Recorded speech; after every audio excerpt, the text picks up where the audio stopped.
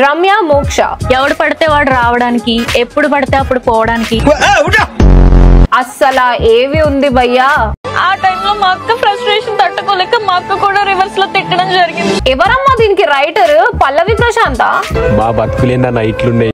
ఆ టైంలో మా అక్క ఫ్రస్ట్రేషన్ తట్టుకోలేక మా అక్క కూడా. క్షణికావేశంలో జరిగిన మా తప్పు వల్ల మా జీవితాలు తారుమారయ్యాయి. అవును, అలా తారుమారయ్యే నువ్వు బిగ్ బాస్ లోకి వచ్చినావు. జనరల్ గా ఎవరైనా బిగ్ బాస్ అనే షోకి సెకండ్ ఛాన్స్ కోసం వెళ్తారు, లేకపోతే ఉన్న నెగటివిటీని పాజిటివ్ గా మార్చుకోవడానికి వెళ్తారు. పాప మాత్రం డిఫరెంట్. ఇంటర్నెట్ లో ఉన్న నెగటివ్ సైడ్ ని ఇంకొంచెం పెంచుకోవడానికి వెళ్ళింది. ఛాన్స్ వచ్చినప్పుడు ప్రూవ్ చేసుకొని మంచిగా ఆడుతుంది అనుకున్నా, కానీ పాప ఛాన్స్ ఇవ్వట్లేదు కదా. కెరీర్ మీద ఫోకస్ పెట్టమన్నారుగా, నేను రెడీ. అది చెప్పింది మీ అక్క అమ్మ, మేం కాదు.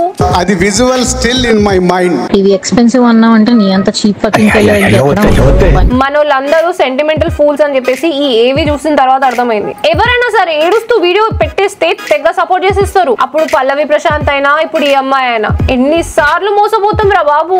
ఒక పని చేయండి, మీలో మీరే ఈ క్వశ్చన్ వేసుకోండి. నేను పప్పనా ముద్ద పప్పునా ఎర్రి పప్పనా కొండెర్రి పప్పనా నేను పప్పనా ముద్ద పప్పు